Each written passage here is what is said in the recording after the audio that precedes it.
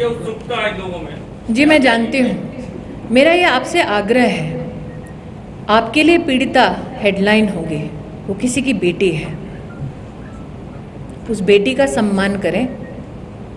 TRP की कहीं ना कहीं प्रतिद्वंदी रहते हैं आपके, लेकिन उस बेटी का सम्मान करें, मैं आज यही आग्रह कर सकती हूँ।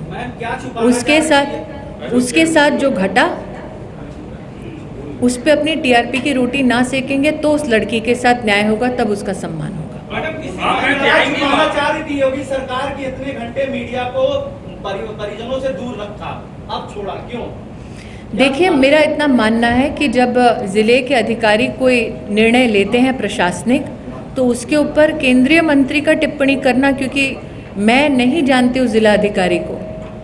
मेरा इतना कहना है कि आज इस वक्तव्य से पहले जब मैं आई और मैंने चैनल देखा तो वहाँ पर रिपोर्टर उपस्थित थे। भारतीय जनता पार्टी इस बात से संतोष लेती है कि भारत के इतिहास में किसान के सम्मान में प्रधानमंत्री जी ने किसान सम्मान निधि की जो घोषणा की, वो मात्र घोषणा तक सीमित नहीं रही, बल्कि 1.5-2 वर्ष के कार्यकाल में ही 10 करोड़ से ज़्यादा किसानों के बैंक के खाते में 90,000 करोड़ से ज़्यादा की राशि नरेंद्र मोदी जी की सरकार ने देश के किसानों को उपलब्ध कराई है। ये भी कहना उचित होगा कि जो आत्मनिर्भर भारत का पैकेज वित्त मंत्री जी ने घोषित किया, उसके अंतर्गत भी किसान और एग्रो के जो इंफ्रा प्रोजेक्ट्स हैं, उनके लिए भारत सरकार ने 1 लाख करोड़ से ज़्यादा की राशि सुनिश्चित कराई है। प्रधानमंत्री जी के करकमलों द्वारा स्वयं मत्स्य संपदा योजना के अंतर्गत 20,000 करोड़ रुपया राष्ट्र के इतिहास में पहली बार मत्स्य पालन के संदर्भ में भारत सरकार द्वारा प्रेषित की गई है। इसी प्रकार से चाहे वो सॉइल हेल्थ कार्ड का विषय हो अथवा देश के हर जिले में कृषि विज्ञान केंद्र की स्थापना हो, प्रधानमंत्री जी का संकल्प कि देश के किसान से ही देश की उन्नति संभव हो पाएगी, इस संकल्प को फलीभूत करने में संसद में और संसद से बाहर देश की जनता ने जो सहायता, जो सहयोग दिया, जो आशीर्वाद दिया, आज कृषि हित में उस आशीर्वाद के लिए मैं आभार व्यक्त करना चाहूँगी। अगला क्या होना चाहिए? देखिए, कल कांग्रेस पार्टी ने मेरे ऊपर एक विशेष टिप्पणी और ट्वीट किया कि संयुक्त राष्ट्र में मुझे अपने देश के खिलाफ बयान देना चाहिए था। मेरा ये मानना है कि जब अपने देश का मैं प्रतिनिधित्व संयुक्त राष्ट्र में करती हूँ तो उसमें एक मंत्री के नाते नहीं बल्कि एक भारतीय के नाते बोलती हूँ। कांग्रेस की ये दरकार है कि मैं राष्ट्र के खिलाफ संयुक्त राष्ट्र में बयान दूँ, लेकिन मेरे लिए ऐसी कल्पना भी राष्ट्रद्रोह से कम नहीं। जहाँ तक विपक्ष का मुझ पर बार बार निशाना साधना है, ये विपक्ष की अपनी जिम्मेदारी है, अपनी मर्यादा है। और जब अमेठी में मैंने कूच की थी तभी मुझे पता था कि जीवन भर मैं उनके निशाने पे रहूँगी, मुझे कोई आपत्ति नहीं है। हाथरस को लेकर आगे क्या? मोदी सरकार ने बच्चियों के साथ गैंगरेप की सज़ा को सजाए मौत करार दिलवाया। आप सब इसके साक्षी हैं।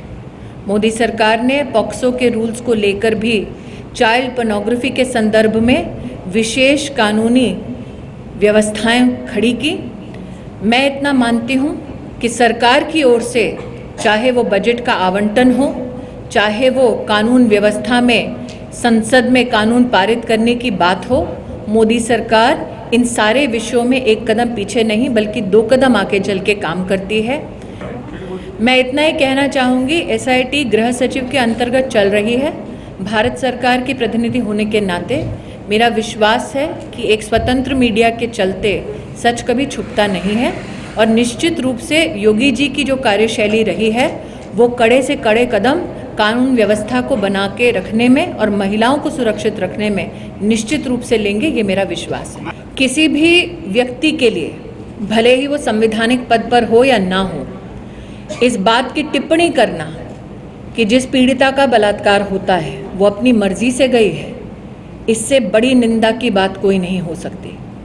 मैं महिला मंत्री के साथ साथ उस विभाग की मंत्री हूँ जिसके अंतर्गत महिला आयोग आता है। महिला आयोग वर्तमान में 1300 एक्टिव केसेस को परस्यू कर रही है पूरे देश में। राजस्थान के मुख्यमंत्री का अशोभनीय बयान मैंने भी देखा और मैं आशावादी हूँ कि कभी ना कभी, चाहे वो राहुल जी हों या श्रीमती वाड्रा, वो एक फ़ोन राजस्थान के मुख्यमंत्री को भी करेंगे। देश में आक्रोश अगर महिला उत्पीड़न पर होता है तो वो आक्रोश सिर्फ महिलाओं तक सीमित नहीं होता। देश में पुरुष भी उतना ही महिला सम्मान और महिला सुरक्षा के लिए संकल्पित होते हैं। जहाँ तक हाथरस की बात है, मैंने पहले भी इकोनॉमिक टाइम्स और दैनिक भास्कर में अपने वक्तव्य को कहा है, जो आज दोहराती हूँ। मैं महिला आयोग के जितनी भी गतिविधियाँ उसमें हस्तक्षेप संवैधानिक तौर पर नहीं करती, लेकिन महिला आयोग ने मुझे सूचित किया कि पहले दिन से ही ज़िला प्रशासन के साथ, प्रदेश की सरकार के साथ उन लोगों ने इस बात को सुनिश्चित करने का प्रयास किया कि पीड़िता को न्याय मिले। मैंने स्वयं मुख्यमंत्री जी से वार्ता की और देखा भी कि मुख्यमंत्री जी ने एसआईटी का गठन किया है। मेरी जानकारी में आया है कि कल ही एसपी के खिलाफ उस ज़िले की कार्रवाई हुई है।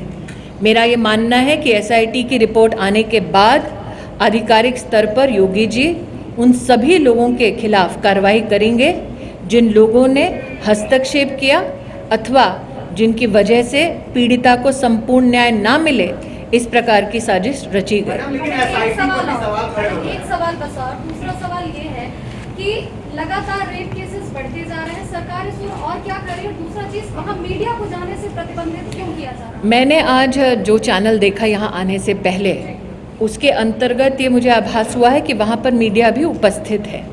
लेकिन साथ ही मेरा ये मानना है कि अगर आप सरकारी आंकड़ों की मुझसे अपेक्षा करते हैं तो 2-3 विषय आपकी अनुमति से आपके सम्मुख रखना चाहूँगी।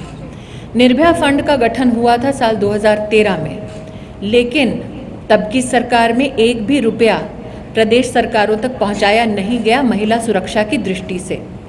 मोदी जी की सरकार में 9,000 करोड़ रुपया प्रत्येक जो सरकार प्रदेश की है उनका जो प्रस्ताव रहा महिला सुरक्षा की दृष्टि से, उस प्रस्ताव का समर्थन किया और 9,000 करोड़ का आवंटन इसकी व्यवस्था की गई। साथ ही पहली बार देश के इतिहास में हर पुलिस स्टेशन में महिला हेल्प डेस्क हो, उसकी रचना भी इसी सरकार ने, मोदी सरकार ने शुरू की। हर ज़िले में एंटी ट्रैफिकिंग यूनिट स्थापित हो, उसकी रचना भी मोदी सरकार ने की। आपको एक आंकड़ा और दे देती हूँ, 2015 से महिला हेल्पलाइन जो शुरू की गई, अब तक 55 लाख से ज़्यादा महिलाओं को देश में उस महिला हेल्पलाइन के अंतर्गत सहायता पहुंचाई गई। 2017 में वन स्टॉप क्राइसिस सेंटर देश के हर ज़िले में स्थापित करने का काम हमने शुरू किया। आज हर ज़िले में वन स्टॉप क्राइसिस सेंटर चल रहा है। ये इससे पहले कभी नहीं किया गया, लेकिन जनता निश्चित रूप से व्याकुल मन से पूछना चाहेगी कि क्या आज भी हमें दरकार है कि हम निरंतर प्रयत्नशील रहें कि महिलाएं, बच्चियां, बच्चे हमारे देश के सुरक्षित रहें। तो निश्चित रूप से ये प्रतिबद्धता न सिर्फ सरकार की है, बल्कि ये संकल्प समाज का भी है।